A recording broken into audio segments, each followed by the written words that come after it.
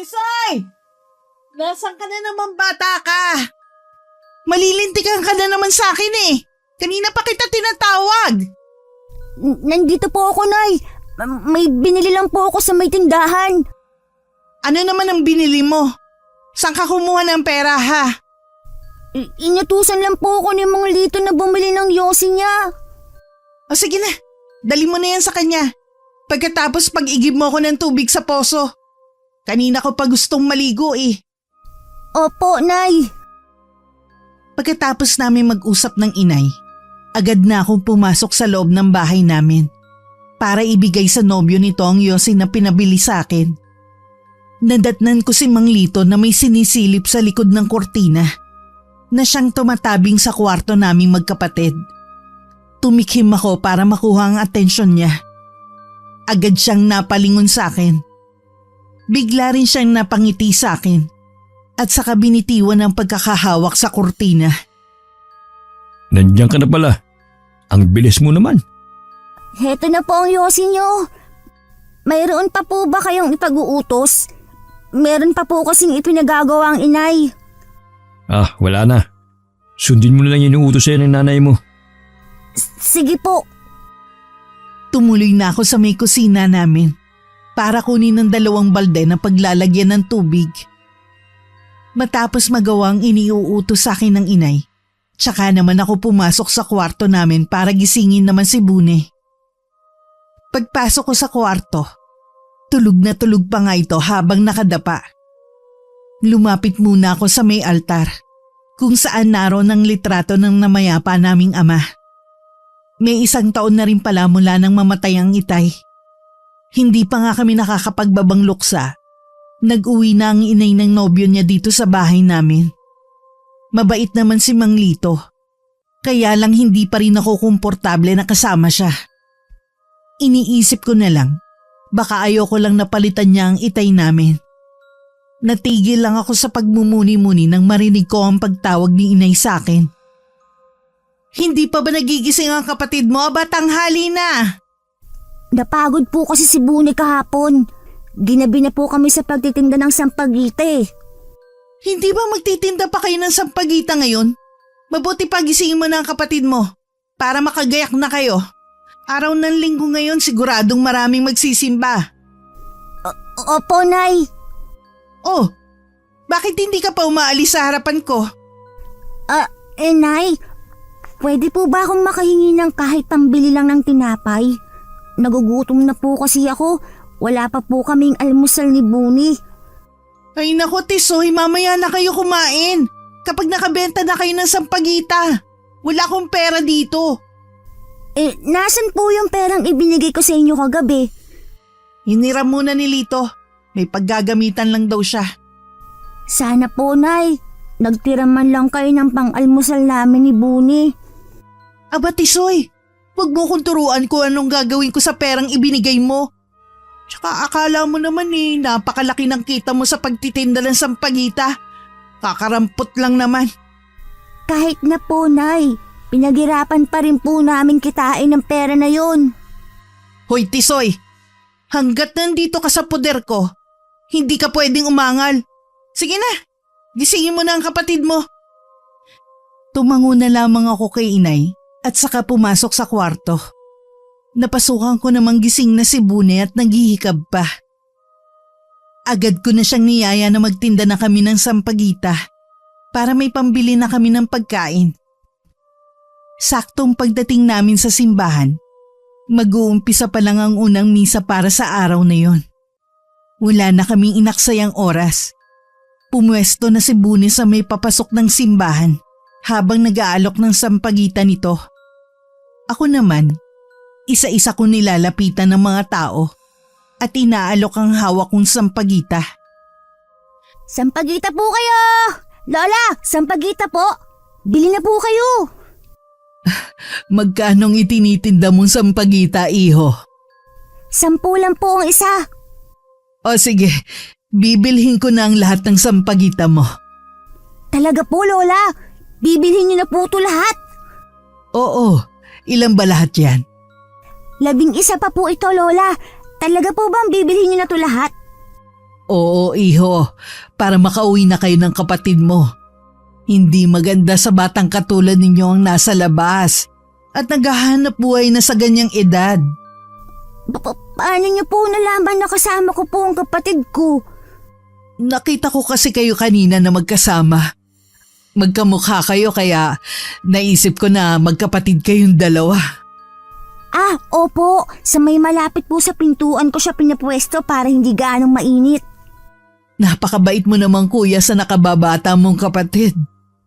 Dalawa lang po kaming magkapatid. Nangako po ako kay Itay na aalagaan ko si Bunny kapag nawala siya. Ibig bang sabihin ulila na kayo magkapatid? Mayroon pa po kaming nanay ng kapatid ko. Kaya lang po, may bago na po siyang asawa. Ganun ba, iho? Siguro gutom na kayo ng kapatid mo, no? Sumama muna kayo sa akin at ililibre ko kayo. Pasensya na po, Lola.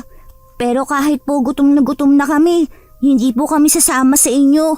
May higpit po ang bilin sa akin ng aming ama na kahit anong mangyari, wag na wag sasama sa taong hindi namin kilala. Tama naman ang tatay nyo. Pero tinitiyak ko sa inyo na hindi ako masamang tao. Mukha naman po kayong mabait. Pero hindi pa rin po kami sasama. Kailangan na rin po namin umuwi agad. Ayos lang, iho.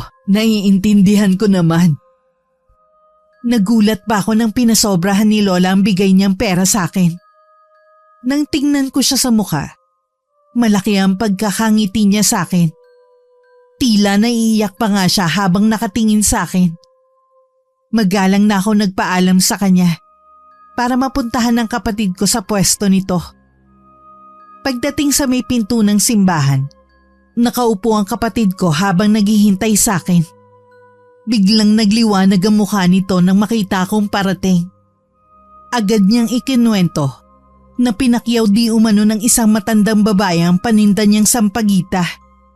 Biglang sumagi sa akin ng matandang bumili rin ng lahat ng sampagita ko. Naisip ko na baka iisa lang sila. Bago umuwi, kumain muna kami sa isang karinderya. 2 klase ng ulam ang binili ko at tig-2 kanin ang in-order ko. Humirit pa ng isang boteng soft drink si Bune na agad ko namang pinagbigyan. Pagkatapos magpakabusog, tsaka lang kami umuwi ng bahay. Bakit ngayon lang kayo? Kasi po, Nay, ngayon lang naubos ang tinda naming sampagita. Nasaan na yung napagbentahan nyo? Akin na, bilis! Heto na po. Ang tagal nyo sa labas, tapos ito lang ang napagbentahan? Marami na po kasing nagbebenta ng sampagita sa simbahan eh. Tsaka po, ibinigay pa po namin yung porsyento kay ate na gumagawa ng sampagita. O siya, pumasok na nga kayo sa loob. Aalis ako at hinihintay ako ni Lito. Opo, Nay. Sinunod ko lahat ng bilin sa akin ni Inay. Hinayaan ko na lang makipaglaro sa ibang bata si Bune habang ako'y nag-iigib ng tubig.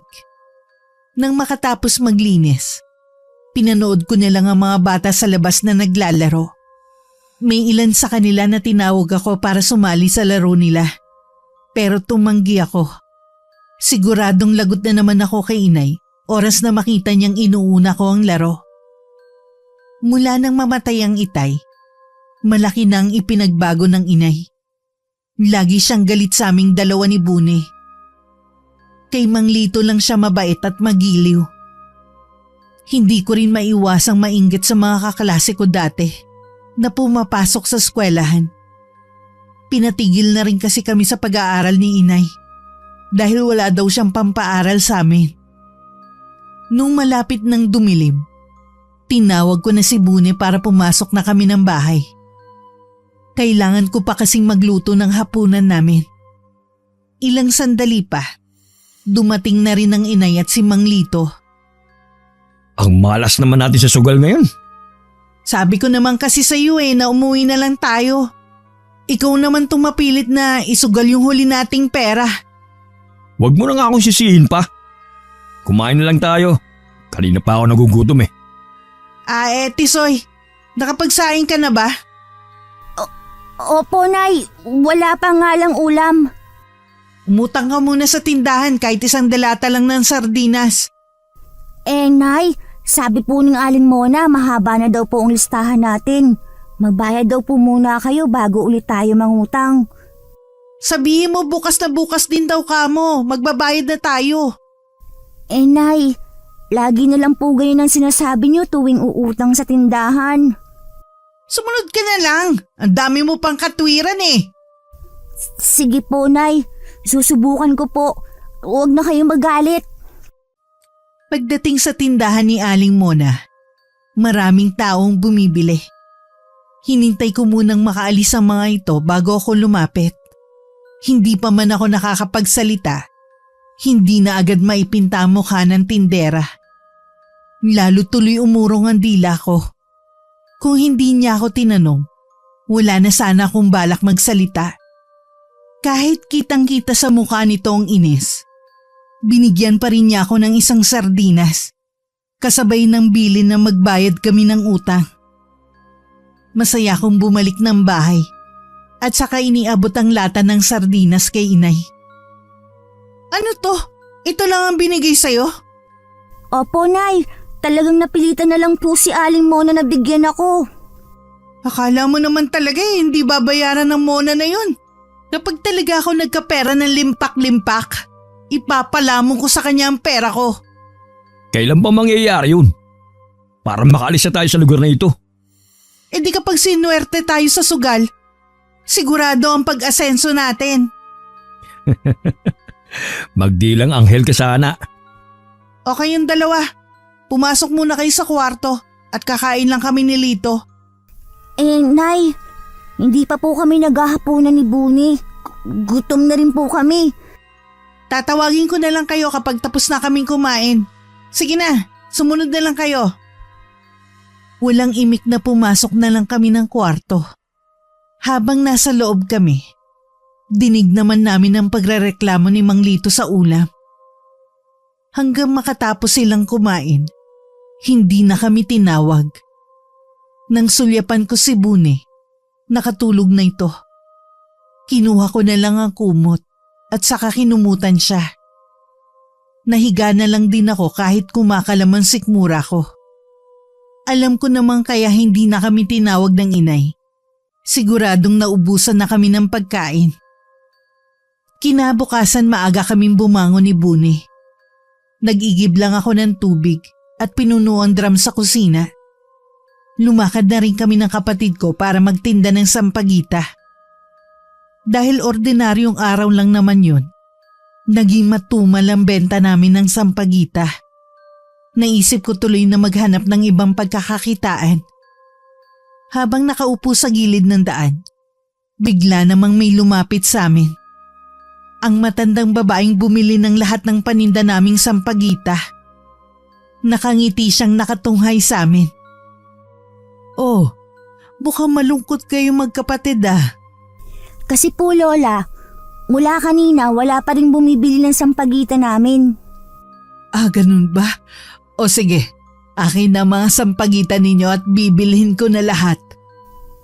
Talaga po, Lola? Bibilhin niyo ulit ang paninda namin? Oo naman, pero sa isang kondisyon. Ano pong kondisyon? Sasama kayo sa akin. May kainan malapit dito. Gusto ko lang naman kayong ilibre ng pagkain. Nakikita ko kasi sa mga mata ng kapatid mo na gutom na siya. Ang totoo po niyan, kagabi pa kami hindi kumakain. Ano ka mo? Pero bakit naman? Hindi ba may pera naman kayo kahapon? Binibigay ko po lahat ng kita ko kay inay. Tama nga talaga ako, napakabait mong bata. O tara na, sumama na kayo. Hindi naman kalayuan dito ang sinasabi ko sa inyong kainan. Nagkatinginan pa kami magkapatid. Naaaninag ko sa mga mata ni Bune ang pagsusumamo sa akin na sumama na kami sa matandang babae. Hinawakan pa nito ang tiyan niya bilang pahiwatig na gutom na talaga to. Kahit may konting takot at pag-aalangan, ay sumama na rin kami sa matandang babae. Hindi ko kasi matiis na makitang nagugutom ang kapatid ko. Di bali nang hindi ako makakain. Wag lang si Bune. Sa isang karinderya kami dinala ng matandang babae na ang pagpapakilala ay Clement. Galing daw siya sa malayong lugar at kaya napadpad sa lugar na yon ay hinahanap niya ang nawalay na anak ng matagal na panahon. Kayo ba, Tisoy, Bune? Mga nag-aaral pa? Ay, dati po kami pumapasok sa eskwelahan. Pero mula po nung mamatay ang tatay namin, pinahinto na po kami ng inay. Sayang naman, mukha pa naman kayo matatalinong bata. Gustuin po man namin mag-aral ulit, wala po kaming magagawa dahil ayaw na ng inay. Ito na pala ang order natin. Kumain lang kayo ha. Magsabi lang kayo kung ano pa ang gusto nyong kainin. Ang dami niyo naman po in-order na pagkain. Nakakahiya naman po sa inyo. Huwag kayong mahihiya, iho. Para talaga yan sa inyo.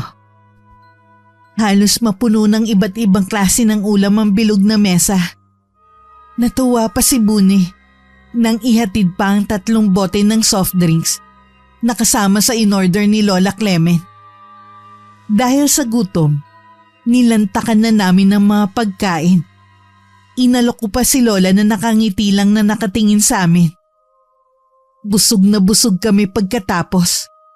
Si Bune kahit puputok na ang tiyan sa kabusugan, hindi pa rin tumitigil sa pagkain nito. Lola, nabusog po kami. Maraming salamat po ha. Natutuwa ako at marami kayong nakain. Ipapabalot ko pa ang natira para maiuwi niyo sa bahay. Para mamaya may makain pa kayo. Naku, nakakahiya naman po, Lola. Huwag ka na mahiya, Tisoy. Masaya ako na kahit sa ganitong paraan natutulungan ko kayo. Lola, may mga apo po ba kayo? Oo, meron kaya lang hindi ko sila kasama Ang swerte po ng mga apo ninyo sa inyo. Napakabait niyo po kasi. Nasaan po pala mga apo niyo? Ang totoo niyan matagal ko na silang hinahanap pati ang ama nila. Bakit po hindi niyo sila kasama? Hindi niyo po ba alam kung saan sila nakatira? Mahabang kwento kung bakit napawalay sa akin ng anak ko. Ganoon po ba? Sana po mahanap niyo na sila. Tiyak na matutuwa ang mga apo ninyo. Kami po kasi walang lolang nakagisnan. Ngumiti lang ng makahulugan si Lola Clement. Sa murang edad, naiintindihan ko na kaya siguro mabait sa amin ng matandang babae. Marahil nakikita nito sa amin ni Bune ang mga apo nito. Naikwento rin ni Lola Clement na may isa pa itong anak na babae. Naiiwan di umano ito sa kanilang probinsya. Bago kami umuwi ng araw na yun, ibinigay pa ni Lola Clement ang address ng tinitirhan nito. Huwag daw kami mag-atubili na pumunta doon kung kailangan namin ng tulong ng kapatid ko. Hindi lang kami nabusog ng araw na yon. Masaya din kami dahil kay Lola Clement. Para na rin kami nagkaroon ng lola sa katauhan nito. Mula pa ang inay at si Mang Lito sa bahay ng mga oras na dumating kami. Nagsaing na rin ako. Para kung sakali na dumating sila na maaga, ay meron ng kanin. Wala na rin laman ng drum kaya nagigib na rin ako. Madilim na nang dumating sina inay.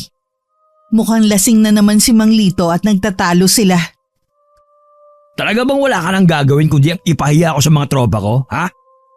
Hindi naman yun ang intention ko Hindi kasi sila magandang impluensya sa'yo kaya pinapaiwas kita sa kanila. Kaya lang naman ako nakikisama sa kanila kasi gusto kong makalimos sa kamiserablehan ng buhay natin. Di ba sabi ko naman sa'yo konting tiis pa? Makakaraos din tayo sa buhay natin. Lagi ko na lang naririnig yan sa'yo Bakit hindi mo nilang kaya muna tanggapin ang trabahong inaalok sa'yo ni Roy? Ano? Ang hirap kaya magtrabaho sa Pierre. Pansamantala lang naman habang hindi pa ako nakakahanap ng trabaho. Ayoko nga.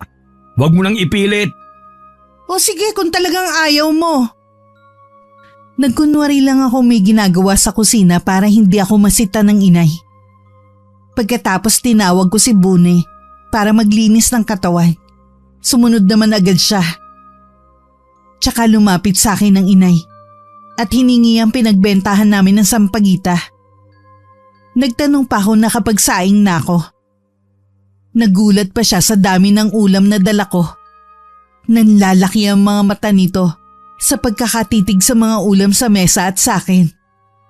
Humabi na lang ako ng kwento na galing sa isang handaan ng mga yon.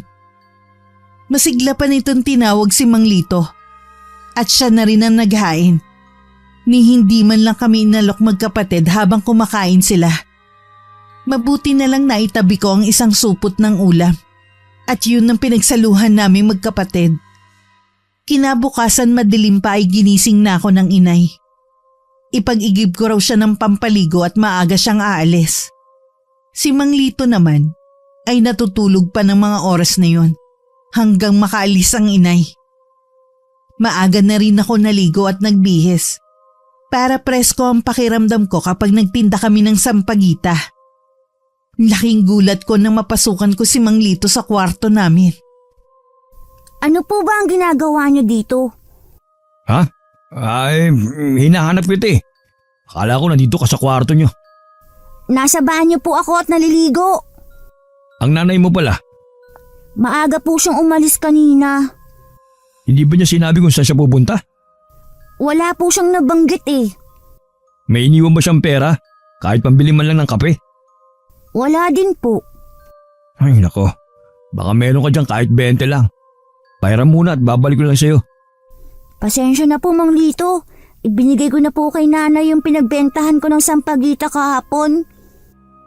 O sige, subukan mo na lang na mangutang sa tindahan ng kape. Samahan mo na rin ng itlog tsaka yosi. Susubukan ko po. Alumpihit pa akong tumalikod. Sinulyapan ko pa si Bune na nakaharap sa pader habang mahimbing pa ring natutulog. Nang tingnan ko si Mang Lito, may nabasa ako sa mga mata niya na hindi ko maipaliwanag. Nagmamadali na lang ako nagtungo sa tindahan ni Aling Mona at sinubukang mangutang. Mabuti na lang maganda ang mood nito at binigyan naman ako. Pagdating sa bahay, nasa kusina ng si Mang Lito. Ipinatong ko na lang ang itlog at yosi nito sa mesang kainan. Tsaka pumasok sa kwarto namin. Nagisnan ko naman si Bune na nagsusumiksik sa sulok at umiiyak. Nang tanungin ko kung bakit, tanging sagot nito ay nananaginip ng masama. Pinagbihis ko na rin siya para makaalis na kami. Nang araw na yon may ikinakasal sa simbahan. Marami namang tao, pero iilan lang ang bumili sa amin ng sampagita. Nung bandang tanghali na, nakakaramdam na kami ng gutom. Naalala ko si Lola Clemen. Dahil hindi ko matiis na nagugutom ang kapatid ko, kahit kinakabahan, pinuntahan namin ang bahay nito. Lumarawan agad sa mukha nito ang gulat at galak na mapagbuksan kami ng pinto. Pasensya na po kayo, Lola, kung nakakaabala kami sa inyo. Nako, hindi kayo abala sa akin. Nagtutuwa nga ako at pumunta kayo rito sa bahay ko eh. Hindi kasi ako makakapunta ng simbahan ngayon dahil umatake kagabi ang rayuma ko. Kaya po pala paika-ika kayong lumakad. Okay na po kayo? Ano po ang ginagamot ninyo? May pinahid na ako sa binti ko. Maupo muna kayo dyan at ilalabas ko lang yung tinapay. Alam nyo, merong nagrarasyon ng tinapay sa akin araw-araw. Ang sarap ng luto nila sa tinapay nila. Amoy pangalan po, masarap na. Sinabi mo pa. At laging bagong luto ang tinapay nila kaya talagang masarap. Maraming salamat po, Lola Clemen. Hulog po kayo sa amin ng langit. Bakit parang matamlay si Bune? May sakit ba siya? Kanina ko pa nga po napapansin ang pagiging tahimik niya. Wala naman po siyang sakit. Baka nagugutom lang. Ipagtitimpla ko rin kayo ng gatas. Sumigla naman si Bune nang makita ang gatas sa baso na itinitimpla ni Lola Clemen. Nawala na rin kahit papano ang pag-aalala ko sa kanya. Akala ko magkakasakit na ito dahil lagi kaming nalilipasan ng gutom. Yun na rin ang simula na mas lalo kaming naging malapit kay Lola Clement. Pagkatapos namin makapagtinda ng sampagita, sa bahay na niya kami tumutuloy. Hindi rin namin yun ipinapaalam sa aming ina na may trabaho na rin ng mga panahon na yun. Si Mang Lito ang malimit na maiwan sa bahay namin. Natuto na rin ako magtabi sa alkansya namin. Gusto ko rin kasing bumalik sa pag-aaral balang araw. Minsan pauwi na kami ng kapatid ko nang tawagin kami ni Aling Mona. Naniningil na ito sa mga utang namin sa kanya. Marahil na balitaan nito na may trabaho ng inay. Sakto namang sahod na nun ni inay. Nadatnan ko pa sila ni Mang Lito na abala sa mga pinamili nila. Oh, ito ang bagay sa'yo. Gwapo kang tignan dito. Tiyak na maiingit dito sa akin ang tropa sa mga bagong damit. Tsak yun. Palibasa kasi mga walang pambili. Siya nga pala. Kain naman tayo mamaya sa labas oh. Sawang-sawa na ako na puro na lang itlog at sardinas ang ulam natin dito sa bahay. O ba? Ang mabuti pa maligo ka na ngayon at sa labas tayo kakain. O sige, isusot ko na rin ang binili mo sa aking bagong damit. Nay, Kanina pa ba kayo dyan? kararating lang po namin. May pinapasabi po pala si Aling Mona. Kung pwede daw po na bayaran nyo na ang utang natin sa tindahan. Wala nang natira sa sahod ko Sabihin mo na lang na sa sunod na lang kamo na sahod. Sasabihin ko po mamaya. Nay, aalis po kayo ngayon? Oo. May pupuntahan lang kami ni Lito. Nasa na nga pala yung pinagbentahan ng sampagita? Ito po. Bakit ito lang? Aba Tisoy, kinukupitan mo yata ako Yan lang po talaga, Nay. Konti lang po ang napagbentahan ngayon kasi wala pong gaanong tao dahil masama ang panahon. Sa susunod sa ibang lugar naman kayo magtinda Hindi yung puro sa tapat na lang kayo ng simbahan nakapwesto. Opo, Nay. Ilang sandali pa lumabas na rin si Mang Lito suot ang bago nitong damit. Umikot pa ito sa harapan ni inay para ipakita kung bagay ba rito ang suot. Hindi ko maiwasan na mainggit dito dahil sa bagong damit. Samantalang kami ni Buni, huling nabilhan ng damit nung buhay pa ang itay. Para kaming hangin na dinaanan lang ni na inay nang dumaan sa harapan namin. Nagtungo na lang ako sa kusina. Baka sakaling may iniwan na pagkain para sa amin. Pero walang laman ng kaldero. Napapabuntong hininga na lang akong naupo. Tumabi naman sa akin si Buni.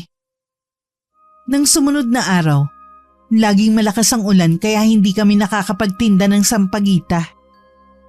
Kaming tatlo ang laging naiiwan sa bahay habang nagtatrabaho ang inay bilang waitress sa isang kilalang kainan.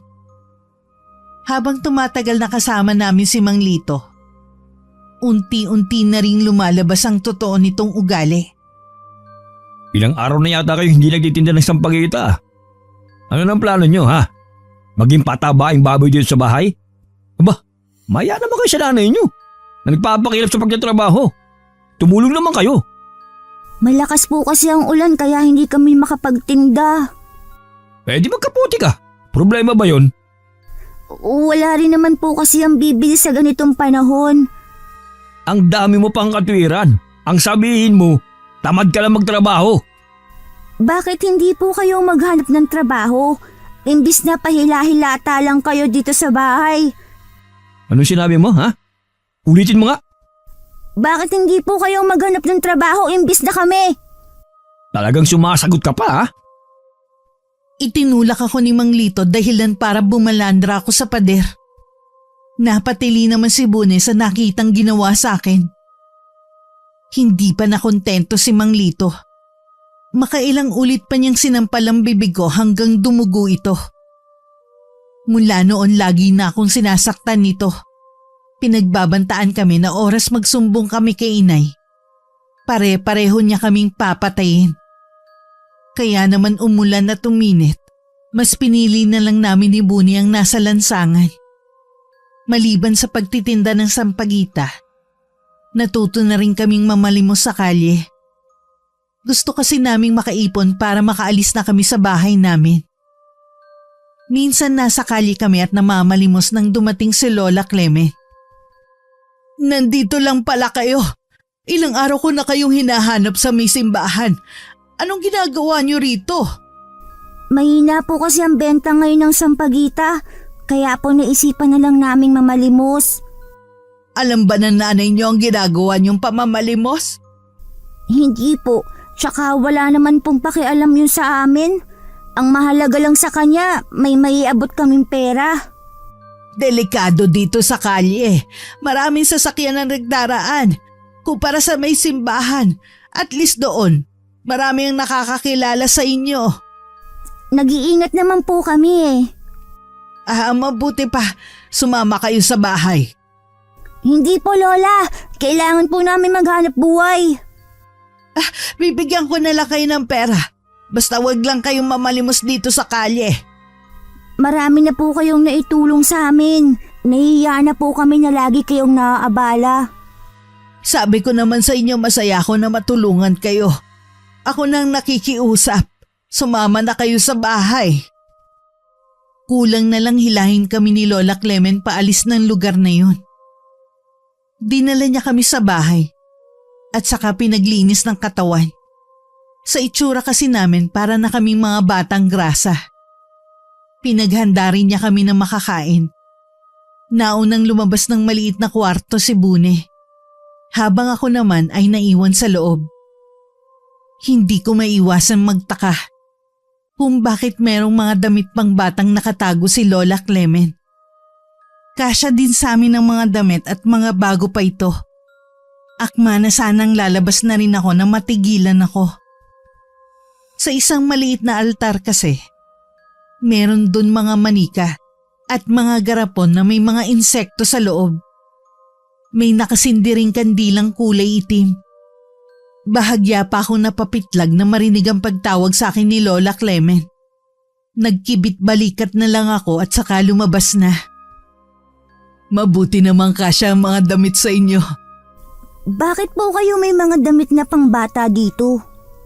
Ang totoo niyan binili ko yung mga damit na yan para sa inyo.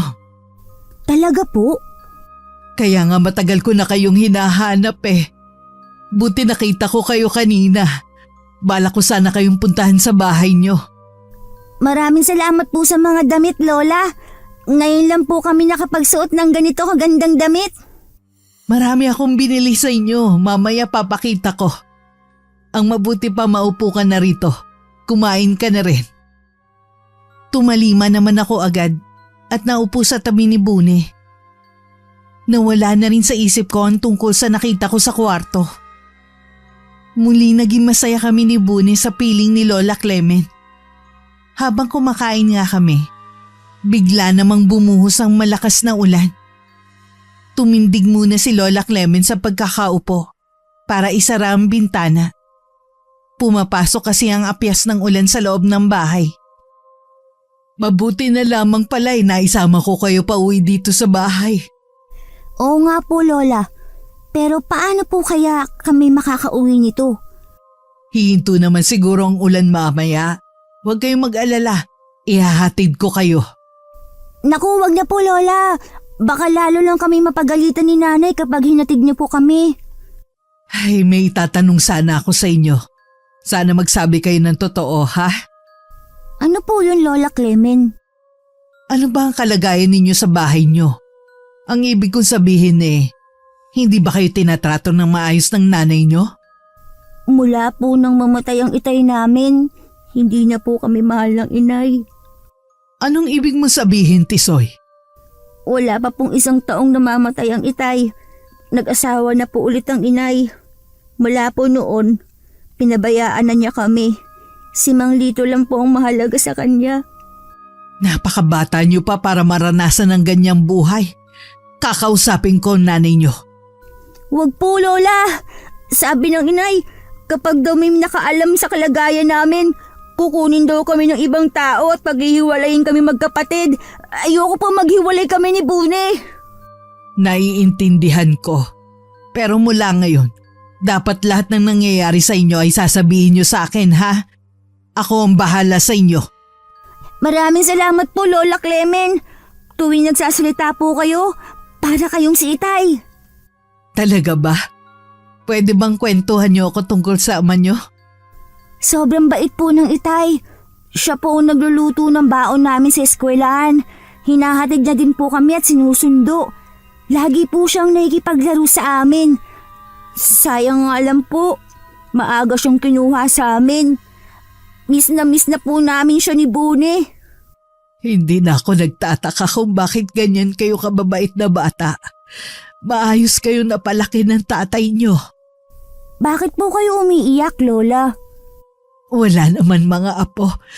Masaya lang ako na nagtagpo ang mga landas natin. Sayang nga lang, hindi ko na inabot ang ama nyo. Kapag nakita niyo na po ang mga tunay ninyong apo, tsak na po naiiwan niyo na rin kami. Hindi yan mangyayari, Tisoy. Pangako yan. Hindi ako mawawala sa inyo. Ano po ang ibig niyong sabihin? Tsaka ako na ipagtatapat sa inyo. Sa ngayon gusto kong ituring nyo na talaga akong tunay na lola. At kayo naman ay mga apo ko. Mabilis kaming tumango ni Bune sa sinabing yun ni Lola Clemen. Nang ilahad niya ang dalawang kamay, mabilis namin siyang sinugod ng yakap. Habang nakapaloob kami sa braso nito, dama ko ang kakaibang damdamin na hindi ko maipaliwanag. Basta ang alam ko, kapag kasama namin si Lola Clemen, ligtas kami at panatag ang kalooban ko. Nang araw na yun hindi na kami nakauwi dahil lalong lumakas ang ulan. Kinabukasan naman maganda na ang panahon. Mabigat ang loob ko na magpaalam kay Lola Clemen. Kung ako lang ang masusunod, ayoko na sanang umuwi pa sa amin. Yung billing ko sa inyo ha, huwag na kayong babalik sa kalye para mamalimos. Opo, Lola. Salamat po sa pagpapatuloy ninyo sa amin sa bahay ninyo. Anong mang oras bukas lagi ang bahay ko para sa inyo. Kung pwede nga lang dito na lang kayo tumira sa bahay ko Pero alam kong gusto niyo rin makasama ang nanay niyo. Madalas na po kaming pupunta dito, Lola. Aasahan ko yan ha. Ingatan mo ang kapatid mo. Niyaka pa namin si Lola Clemen bago kami umalis. Gusto pa sana niyang ihatid kami pero tumanggi ako. Malapit lang naman ang sa amin. Wala pang kalahating oras ang lakarin. Pagdating sa bahay, nadatnan kong nag-aalala ang inay sa amin. Agad niya kaming nilapitan at niyakap. Napansin ko rin na tila galing siya sa pag-iyak. Tisoy! Bakit ngayon lang kayo ha? Kagabi pa ako nag-aalala sa inyo. Hindi po kami nakauwi kahapon dahil sa lakas ng ulan. Talaga ba, Nay, na nag-aalala kayo sa amin? Oo naman. Pumunta pa nga ako sa simbahan pero wala nang tao dun. Sorry po, Nay, kung napag-alala namin kayo. Saan ba kayo nagpalipas ng gabi? May mabait pong matanda ang nagpatuloy sa amin sa bahay niya. Naawa po kasi siya sa amin ni Buni. Sinong matanda? Taga rito ba siya sa atin? Taga malayong probinsya po siya. Sa susunod, wag na kayong sasama sa matandang yun ha. Nakalimutan niyo na ba ang bilin sa inyo ng tatay niyo? Huwag kayong basta-basta magtitiwala sa hindi niyo kakilala. Mabait naman po si Lola. Kahit na, baka mamaya sa una lang siya mabait. Mahirap na baka mamaya Nangingidnap pa lang matandang yun na inilalagay ang mga bata sa sako at saka dinadala sa malayo. Hindi naman po. Huwag ka nga makipagtalo sa akin, Tisoy. Dapat iniisip mo rin ang kapakanan ng kapatid mo. Opo, Nay. Pasensya na po talaga. Kumain na ba kayo? Tapos na po. Pinakain na kami ni Lola bago kami pinayagang umuwi. Ang mabuti pa, doon muna kayo sa kwarto nyo. Huwag muna kayong aalis ang bahay ngayon. Sumunod naman kami sa utos ng inay. Nadaanan pa namin si Mang Lito na nakaupo sa sofa at matiim ang titig na ibinibigay sa amin. Hindi na lang namin siya pinansin pa. Kahit nasa kwarto na kami, dinig pa rin namin ang pag-uusap ni na inay. Nagtatalo sila tungkol sa hindi namin pag-uwi. Hindi mo man lang ba pagsasabihin ng mga anak mo? Aba, pwede nilang ulitin ang hindi pag-uwi dito sa bahay. Narinig mo naman hindi ba? Hindi nakauwi dahil sa lakas ng ulan. Ang lapit-lapit ng simbahan. Kahit mababasa sila ng ulan dapat umuwi pa rin sila. Hayaan mo na, hindi na naman uulit ang mga yan Dahil hindi ko na sila papayagang magtinda ng sampagita sa may simbahan. Ano ka mo? Maganda nga yung habang bata pa sila marunong silang kumayod. Kesa naman nandito lang sila sa bahay. Masyado pa silang mga bata para maghanap buhay. Kapag may masamang nangyari sa kanila sa lansangan, sa tingin mo kaya sino ang mananagot? Bahala ka na nga.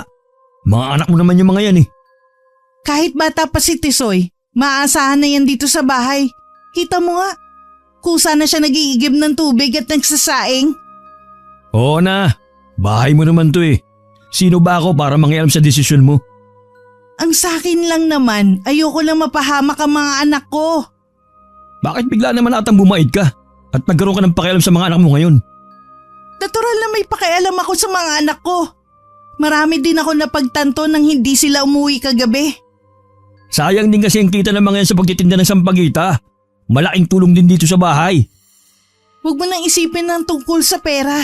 Ako na ang bahala sa lahat. Kaya nga may trabaho ko Ilang araw na nga kaming nasa bahay lang. Sa dati pa rin nagtatrabaho ang inay. Minsan binibilhan na rin niya kami ng pasalubong tuwing umuwi siya galing trabaho. Patago nga lang niya yun inaabot sa amin. Si Mang Lito naman ay madalas na magpapunta ng mga kaibigan nito sa bahay.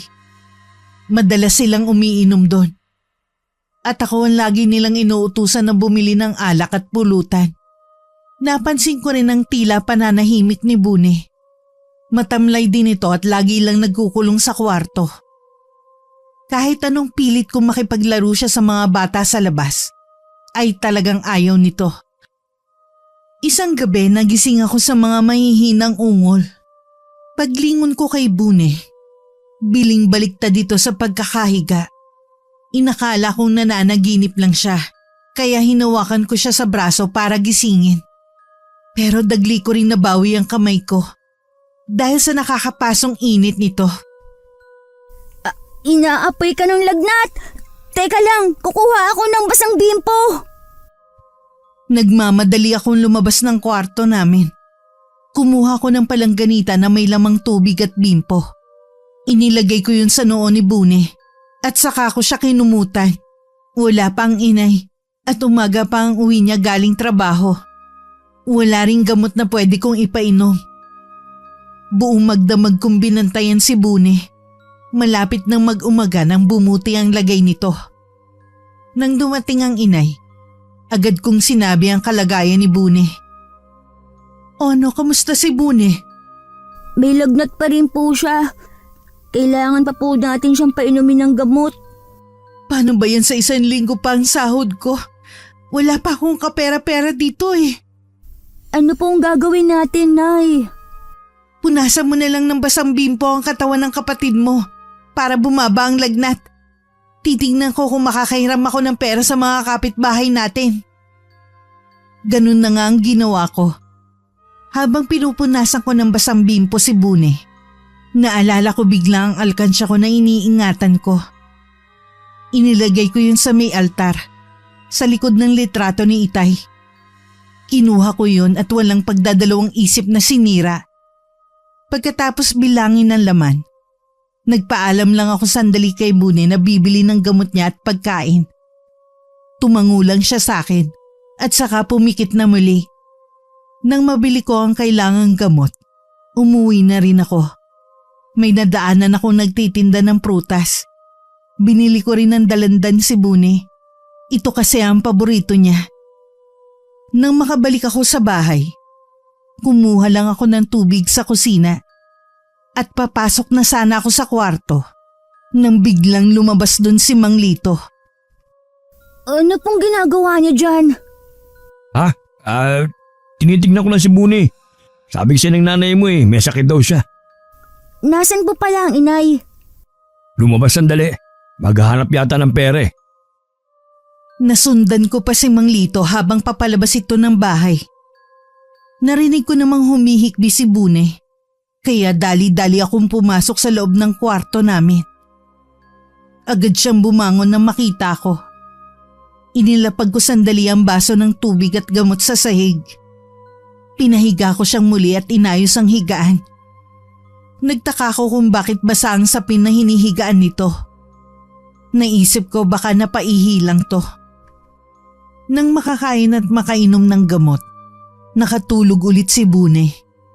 Patuloy ko pa rin siyang pinupunasan ng basang bimpo para lumabas ang init sa katawan niya. Lumabas lang ako sandali para mag-igib ng tubig na pampaligo naman ng inay. Nang mapuno ko ang drum, tsaka ako bumalik sa loob ng bahay para magsaing nang madatnan ko ang inay. Wala ako nahiram na pera. Kumusta ng kapatid mo? Ayos naman po siya.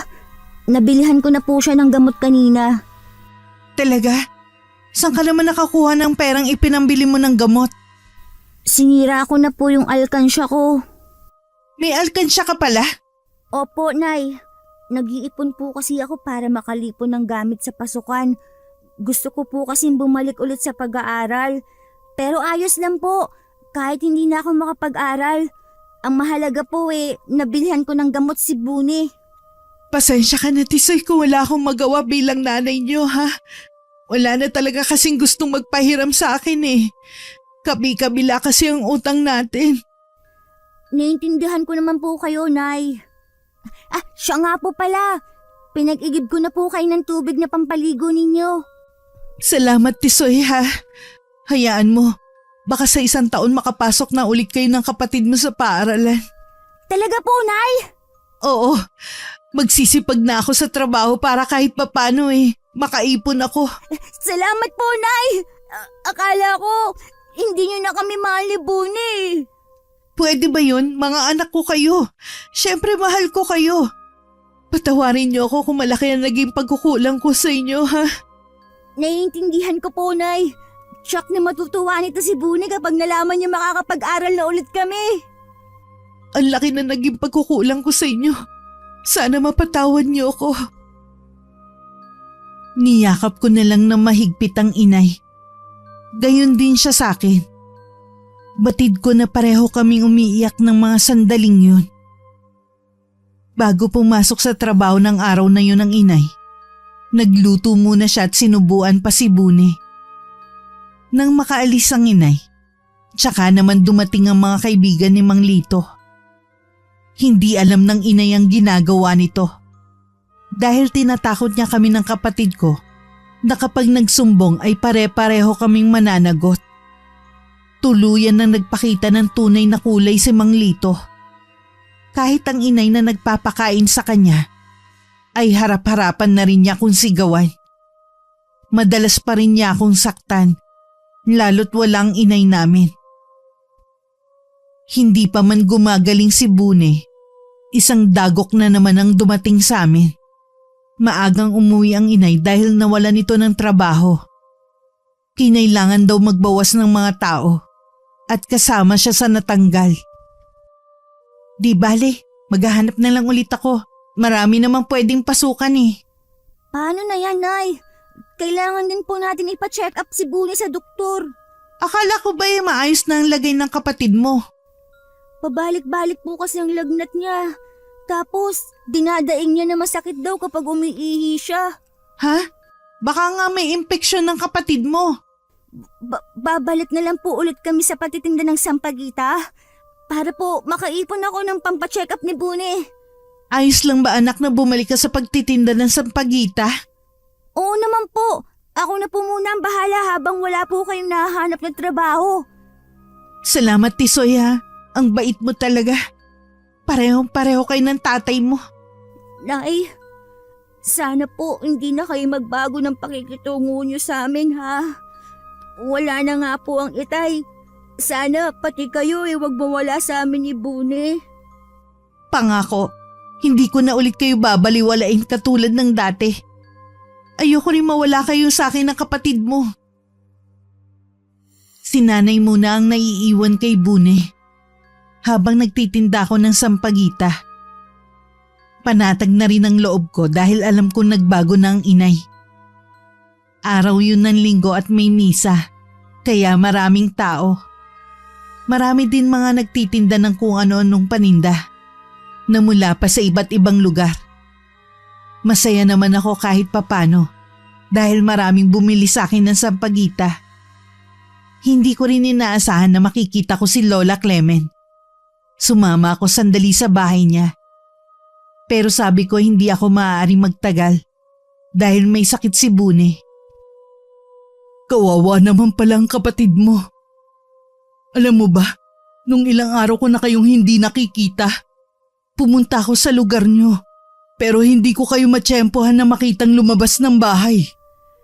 Nasa loob lang po kasi kami ng bahay. Masama na rin po kasi ang pakiramdam noon ni Bune. Napatingnan niyo na ba siya sa doktor? Hindi pa po, Lola. Kaya nga po nagtitinda ulit ako ng sampagita para makaipon ng pampacheck up ni Bune. Ito ang pera ko. Gamitin mo muna sa kapatid mo. Kailangan madala niyo agad siya sa doktor bago pa lumala ang lagay niya. Nakakayaman po, pero hindi ko po ito tatanggihan. Gustong-gusto ko na po talagang madala si Bune sa doktor. Naaalala ko po kasi nung magkasakit ang itay na wala kaming pera. Ano bang nararamdaman ni Bune, iho? Dinadaing po niya lagi na mahapdi kapag umiihi siya. Mabuting andalhin niyo na agad siya sa doktor. Baka impeksyon sa ihi ang sakit ng kapatid mo. Opo, Lola. Pag uwi ko po, dadalhin agad namin siya sa doktor. Ganun nga ang gawin niyo. Teka lang, pasabay itong nasa braso mo? Baka pati ikaw ay may sakit na rin. Oh, ang dami pala nito. Aray ko po, huwag niyo pong diinan ng hawak. Sino ang may gawa nito sa'yo? Di ba may usapan tayo na magsasabi kayo ng totoo sa akin? Pasensya na po kayo, Lola. Natatakot po kasi ako sa banta ni Mang Lito. Yan ba ang bagong kinakasama ng nanay mo? Siya na nga po. Hindi ako papayag na saktan ka ng lalaking yun. Hindi nga kayo mapitikman lang ng tatay niyo eh. Tapos basta na lang kayong sasaktan ng ibang tao. Hayaan na lang po natin, Lola. Baka mamaya totohanin niya ang banta sa amin. Pero Tisoy, hindi tama ang ginagawa ng lalaking yun sa'yo. Kailangan ko na pong umalis, Lola. Maraming salamat po sa perang ibinigay niyo sa akin. Balang araw po, makakabayad din ako sa inyo. Teka lang, Tisoy. Kapag kailangan mo pa ng tulong, huwag kang mag-aatubili na pumunta rito, ha? At sa pagbabalik mo, meron akong kailangan sabihin sa inyo ng kapatid mo. Marahan naman akong tumango kay Lola Clement bago ko lumabas ng bahay niya. Hindi pa man ako nakakalayo nang bigla akong lumingon. Nakatayo siya sa may pintuan habang nakatanaw sa akin. Kumaway pa ako sa kanya at saka nagmamadaling umuwi na sa amin. Habang daan may kabang biglang sumibol sa dibdib ko. Lalo kong binilisan ng mga hakbang ko dahil biglang sumagi sa isip ko si Bune. Hindi ko na pinansin ang pagtawag sa akin ni Aling Mona nang mapadaan ako sa harapan ng tindahan niya. Okupado kasi ang buong isip ko sa kapatid ko. Sa bungad pa lang ng pinto ay narinig ko na ang pagpalahaw ng iyak ni Bune. Dumiretso agad ako sa kwarto namin. Napasukan ko si Mang Lito sa ibabaw ng nagwawala kong kapatid. Tanging panloob lamang ang suot niya. Sandaling tila hindi ako makakilos sa kinatatayuan ko. Tumahimik ka, sabi. Gusto mo talaga masaktan, ha? Anong ginagawa niyo sa kapatid ko? Ang sama niyo! Ha? Tisoy, mali ka ng iniisip mo. Hayaan mo ako magpaliwanag. Hindi! Lumayas ka dito! Dahil kung hindi, isusuplong kita sa mga polis! Tumigil ka, ha? Wala akong ginagawang masama sa kapatid mo. Sinungaling! Layuan mo ang kapatid ko! Manahimik ka, Tisoy, ha? Huwag na huwag mong ipagkakaltang nakita mo. Dahil lahat kayo papatayin ko. Kasama ng nanay mo. Sama mo! Tinanggap ka namin dito! Yung pala may ginagawa ka sa kapatid ko! Binabalaan ko kayong dalawa. Huwag niyo akong subukan. Lalo ka na, Tisoy. Kung mahal mo si Bune, itiko mo ang bibig mo. Tuluyan na ako napahagulgol habang nakatingin kay Mang Lito. Hindi pa rin ako makakilos sa kinatatayuan ko. Dahil nanginginig ang mga tuhod ko sa takot sa kanya. Iniwanan pa kami na nagbabantang tingin ni Mang Lito bago siya lumabas. Tsaka naman inilang hakbang ko ang paglapit kay Bune. Na lalong pumalahaw ng iyak at mahigpit na yumakap sa akin. Sa matinding takot at pag-aalala, hindi ko na hinintay umuwi ang inay. Pinakalma ko muna si Bune at saka ko siya iginiya na tumayo. Inayos ko rin muna ang damit niya na halos matanggal na. Tiniyak ko munang wala sa aming makakakita, lalo na si Mang Lito.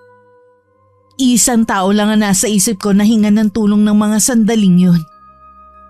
Wala pa ring tigil sa pag-iyak si Bune hanggang makarating kami sa bahay ni Lola Clemen. Bakas ang pag-aalala sa mukha nito at pagtataka kung bakit bigla kaming napasugod. Inuna muna niyang asikasuhin si Bune na inaapoy na naman ng lagnat. Meron ipinainom sa kanya si Lola Clemen mula sa nilagang halamang gamot.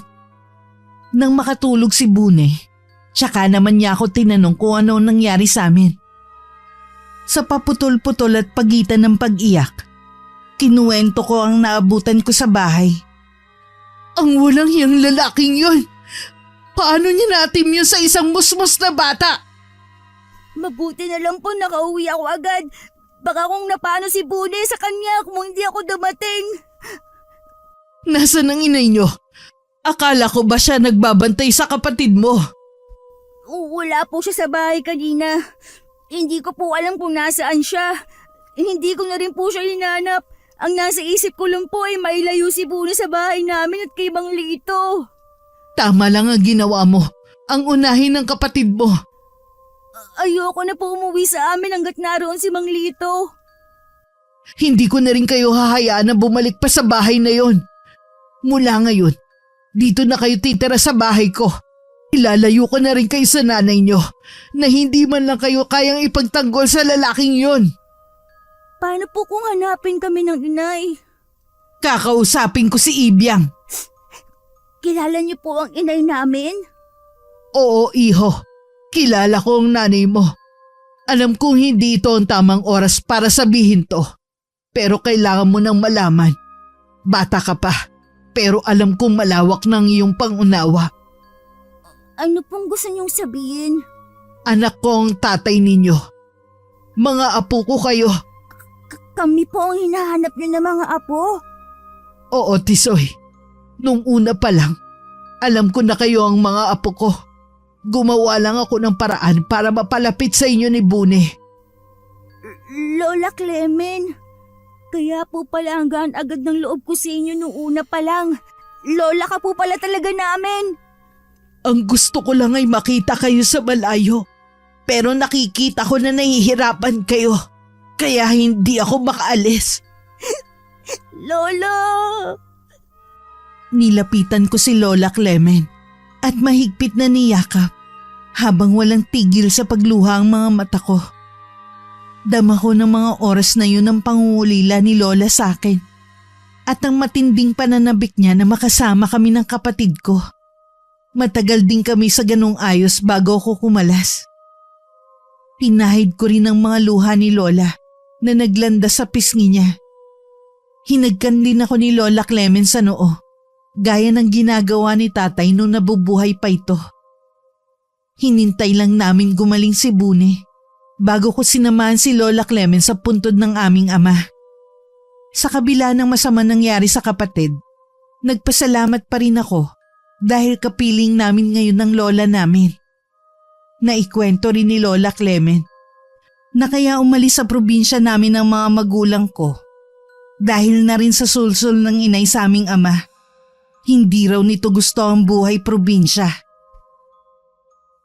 Naging matigas din ang loob ko noon. Kaya matagal bago ko naisipan na hanapin ang tatay ninyo. Labis ako nasaktan dahil pinili niya ang nanay niyo kesa sa akin na nanay niya. Alam ko po na walang hinanakit sa inyo ang itay.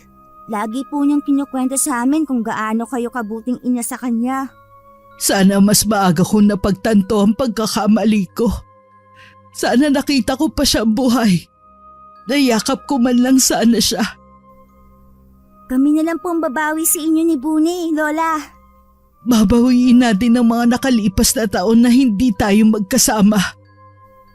Lola, ayaw na po namin na magkahiwalay pa tayo. Hindi ko nahahayaan yun, Apo. Katulad ng pagkakalayo namin ng itay niyo. Bago kami umuwi, humiling muna si Lola Clement na kung maaari ay masarili niya ang puntod ng itay. Nais daw niya mag-usal ng dasal para dito. Kaya naman lumayo muna kami ni Bune. 1 linggo na rin kami sa bahay ni Lola Clement. Kahit ramdam ko na ligtas kami sa poder niya, may kahungkagan pa rin akong nararamdaman. Siguro dahil namimiss ko ang inay namin. Sa maraming pagkakataon ay gusto ko siyang makita. Pero mas nananaig ang galit ko kay Mang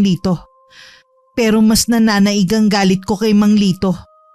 Tuwing naaalala ko ang ginawa niya kay Bune, gusto ko siyang isumpa. Iniisip mo pa rin ang nangyari sa kapatid mo? Gusto ko pong bigyan ng hustisya ang nangyari sa kanya. Pero hindi ko po alam kung paano. Ay, pareho tayo ng gusto mangyari, iho. Isuplong po natin sa pulis si Mang Lito, Lola. Hindi na kailangan. Matatagalan lang ang pagbibigay ng hustisya sa kapatid mo. At higit sa lahat, malalantad lang ang nangyari sa kanya. Hindi mo naman siguro gusto maging tampulan ng tukso ang kapatid mo. Dagdag pasakit lang yun sa kanya kung sakali. Ano pong gagawin natin? Hahayaan na lang po ba natin ang nangyari kay Bune? Gaganti tayo, Tisoy, sa pinakamasakit na paraan. Matitikman ng lalaking yun na matindi nating galit. Tingin ko ba sa mga mata ni Lola Clement ay nag-aapoy ito sa galit? Kahit anong paraan pa ang iniisip niya, sasang-ayon ako basta makaganti lang kami kay Mang Lito sa ginawa niya sa kapatid ko. Inabukasan nagpaalam si Lola Clement na may kailangan lang puntahan. Hindi naman niya sinabi kung saan, pero nagbilin siya na sandali lamang siyang mawawala. Lingid sa aming kaalaman ni Bune, balak kumprontahin ni Lola Clement ang inay. Matinding pagkabigla ang rumihistro sa mukha ng inay nang mabuksan niya ng pinto si Lola Clement at makilala ito. Nanay Clement? Kayo nga, paano niyo po nalaman ang bahay ko? Hindi na mahalaga kung paano ko kayo natunton. Wala na po si Pablo. Mahigit 1 taon na po siyang… Alam ko rin na wala pang 1 taong namamatay ang anak ko. Meron na agad siyang kapalit. Buong pagsasama po namin, naging mabuti akong asawa sa kanya. Maaari naging mabuti kang asawa pero hindi bilang ina. Ano pong pinahihiwatig ninyo? Nasa akin ang mga apo ko. Ilalayo ko na sila sa iyo at sa bago mong kinakasama. Sa inyo po ang mga anak ko. Gusto ko po sila makita. Nasaan po sila ngayon? Kalimutan mo na ang mga apo ko. Nandito lang ako para ipaalam sa'yo na iuuwi ko na sila sa probinsya. Hindi niyo magagawa yan. Ako lang ang may karapatan sa kanila at hindi kayo. Nagawa mo nga pabayaan ng anak mo eh. Meron ba namang matinong ina na hahayaang maghanap buhay sa murang edad ang mga anak niya? Nagsisisi na po ako sa ginawa kong pagpapabaya sa kanila. Nangako naman ako kay Tisoy na babawi na ako sa kanila eh. Huli na ang lahat. Nang mag-uwi ka ng lalaki dito sa bahay ninyo, hinayaan mo na rin mapahamak ang mga apo ko sa kamay ng lalaking yon. Ano bang sinasabi ninyo? Bakit hindi nyo pa ako diretsahin? Napahamak si Bune sa kamay ng lalaking yon. Minolestya niya ang kaawa-awa kong apo. Hindi mo rin alam na sinasaktan din niya si Tisoy. Anong klaseng ina ka para hayaan ng ganong kalupitan sa mga apo ko? Hindi ko po alam. Tamad lang si Lito pero hindi niya gagawin ang saktan ng mga anak ko. Lalo na si Bune. Bahala ka na kung mas papaniwalaan mo ang lalaking yon kesa sa mga anak mo. Pero kilala mo ko, Ibiang. Hindi ako papayag na hindi mabigyan ng hustisya ang nangyari kay Bune. Ano pong binabalak ninyo? Hindi mo na dapat tinatanong pa ang bagay na yan. Pasalamat ka, ikaw pa rin ang ina ng mga apo ko. Teka lang po, Nay. Huwag po muna kayo umalis. Nasaan po ang mga anak ko? Nakikiusap ako. Gusto ko sila makita at makausap. Tinitigan lang ni Lola Clemen ang inay at saka umalis. Hindi na niya pinansin ang pagtawag ng inay sa kanya. Tuliro naman ang inay sa natuklasan niya. Hindi niya akalain na may masama na palang nangyayari sa mismong bahay namin habang wala siya. Pagdating ni Mang Lito ng bahay, agad niya itong kinumpronta. Pinagsasampal niya ito at pinapalayas ng bahay namin. Huwag ka nang babalik sa bahay na to. Nagsisisi ako na gawa kong ipagpalit ang mga anak ko sa'yo. Ni wala ka sa kalingkingan na namatay kong asawa. Patawarin mo ko, Ibiang. Maniwala ka sa akin. Hindi ko yung sinasadya. Ang sabihin mo, sira ng utak mo dahil sa mga bisyo mo. Sa tingin mo kaya hindi nakakarating sa akin ang mga ginagawa mo, ha? Ibiang, ayusin natin to. Akala ko ba mahal mo ko? Yun din ang akala ko. Pero napagtanto ko, mas mahal ko ang mga anak ko. Nagising na ako sa kahibangan ko sa'yo. Nagsisisi ako na ikaw ang pinili ko kaysa alagaan ng mga anak ko. Ibiang naman, wala akong ibang mapupuntahan. Wala akong pakialam kung sakali ka matulog. Basta umalis ka na dito sa pamamahay ko. Tandaan mo, Ibiang. Tatanggapin mo ulit ako. Dahil hindi mo kaya mabuhay nang wala ako. Baka nga ilang araw na lang ang itagal mo sa mundong to. Isang malaking pagkakamali ang ginawa mo kay Bune. Ngayon, habang buhay mong pagdurusahan ang ginawa mo. Huwag mo akong tinatakot, Ibiang. Alam mo kung paano ako magalit. Hindi kita tinatakot. Isang mangkukulam ang lola ng mga anak ko. Ang ina ng dati kong asawa. Hindi siya papayag na hindi makaganti sa'yo. Totoo ba yan? Oo. Kaya kung ako sa'yo, magsaya ka na sa mga nalalabi mong oras sa mundong to. Nasa namang kukulam na yon? Sabihin mo, nasan siya? Hindi ko alam. Bahala ka maghanap kung nasan siya. Basta huwag ka nang magpapakita sa akin kahit kailan. Humanda ka sa akin oras na malaman ko na tinatakot mo lang ako. Wala nang magagawa pa ang pagbabanta mo. Hindi na ako natatakot sa'yo. Talaga bang gusto mo na ako mawala sa buhay mo? Oo. Pagkatapos ng mga ginawa mo, sana nga mawala ka na ng tuluyan sa buhay ko. Nagpupuyo sa galit si Mang Lito na umalis sa bahay namin. Pero mababanaag rin sa kanya ang matinding takot sa sinabi ng inay sa kanya. Ang inay naman, hindi tumigil sa paghahanap sa amin. Pero hindi niya na kami natagpuan. Hindi pa rin naman kami umuwi ng probinsya. May kailangan pa kasing gawin si Lola Clemen. Ipinagtapat na rin niya sa akin na marunong siyang mangulam. Hiniling ko sa kanya na turuan niya ako. Pero tumanggi siya. Masyado pa daw akong bata para matutunan ng kapangyarihan mula sa kadiliman. Ipaubaya mo na lang sa akin ang paghihigante, Tisoy. Sa gagawin ko, para na rin ikaw ang gumante para sa kapatid mo. Sige po, Lola. Kayo na pong bahala sa taong yon. Kailan niyo po isasagawa ang pangungulam kay Mang Lito? Mabuti nang hindi mo alam kung kailan ko isasagawa. Ayoko maging parte ka ng aking balak. Lola, pati po ba ang inay ay kasama sa gagantihan ninyo? Ay hindi, iho. Kung may nagawa man ng inyong ina, hindi sapat para pati siya madamay. At kahit anong mangyari, nanay niyo pa rin siya. Ay, salamat po, Lola.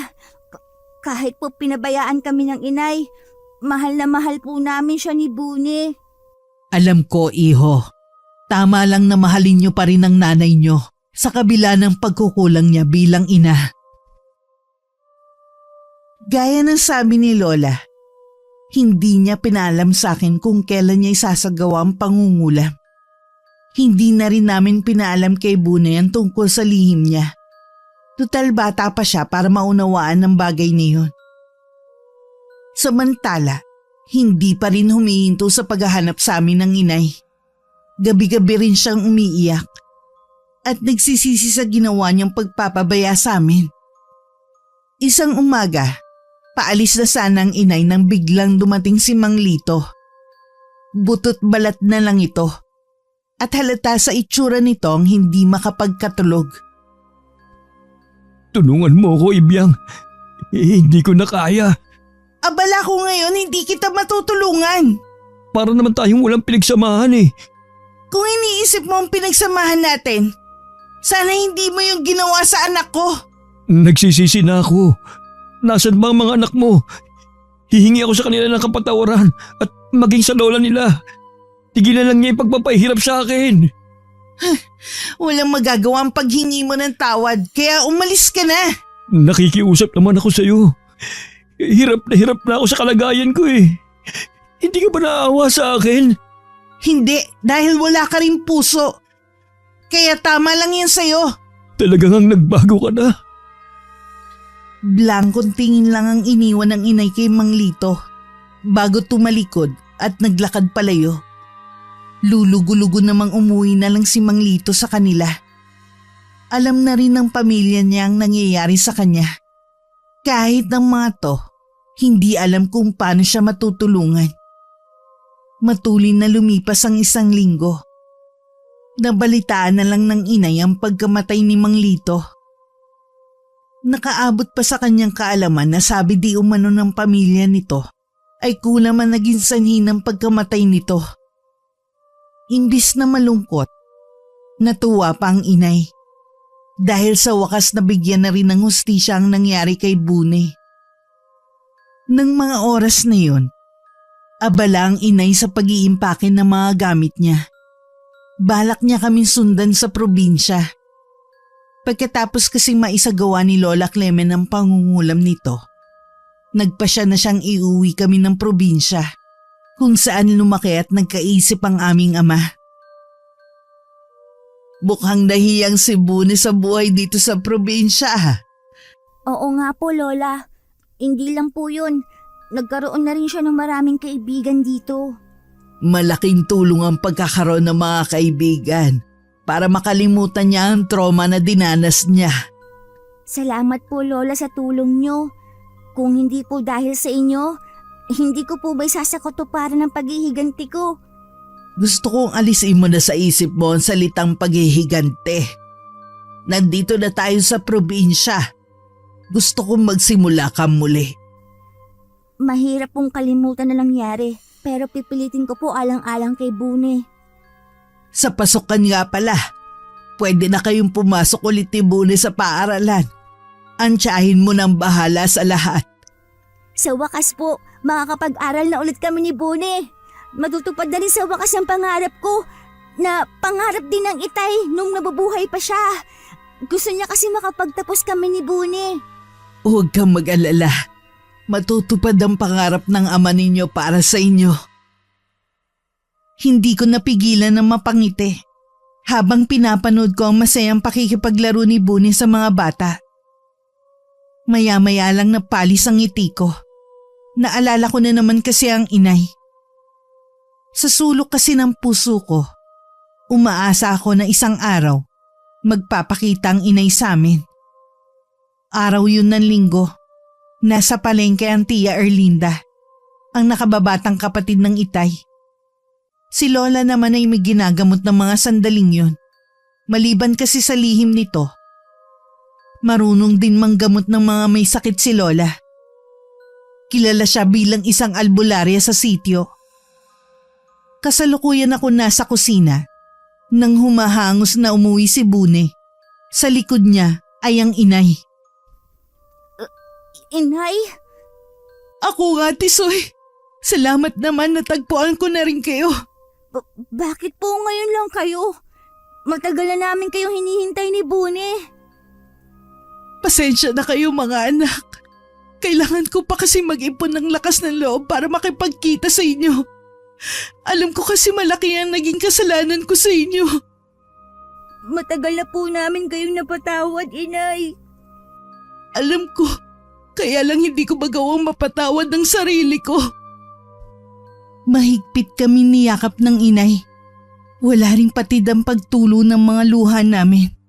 Dama rin namin ang pananabik at pangungulila sa bawat isa. Sa ganong ayos kami naabutan ni Tia Erlinda na galing sa palengke. Maski ito, hindi na rin napigilan na mapaiyak sa naabutan niyang eksena. Matapos ang madamdaming pagtatagpo naming tatlo, kumustahan naman ang sunod na naganap. Binanggit din ni Inay na wala na si Mang Lito. Tisoy, alam ko na ang nangyari. Patawarin niyo ako kung ako pa ang naging instrumento para mapahamak si Buni. Tapos na po yun. Masaya na si Buni at unti-unti na niyang nakakalimutan na nangyari sa kanya. Pangako mga anak, babawi ako sa inyo. Sa inyo ko na lang ilalaan ang buong buhay ko. Kayo na lang ang mamahalin ko habang nabubuhay ako. Mainit namang tinanggap ni Lola ang inay. Inalok pa niya ito na doon na manirahan para magkasama-sama na kami. Pero sinabi ng inay na kailangan niya magtrabaho para maibigay niya ang mga pangangailangan namin. Nagtagal lang ng 1 linggo si inay sa bahay at bumalik na rin siya sa lugar kung saan kami nakatira dati. Nangako naman siya sa amin ni Bune na 1 beses sa 1 buwan ay dadalawin niya kami. Bagamat malungkot na hindi namin kasama ang inay, tinupad naman nito ang pangakong babawi sa amin. 1 beses sa 1 buwan ay nagpapadala siya para sa panggastos namin. Lagi rin niya kaming binibisita at sa ilang araw na pamamalagi niya sa amin, asikasong-asikaso niya kami ni Bune. Wala na akong mahihiling pa, kundi sana balang araw, hindi na kailangan magtrabaho pa ng inay sa malayo. Wakas,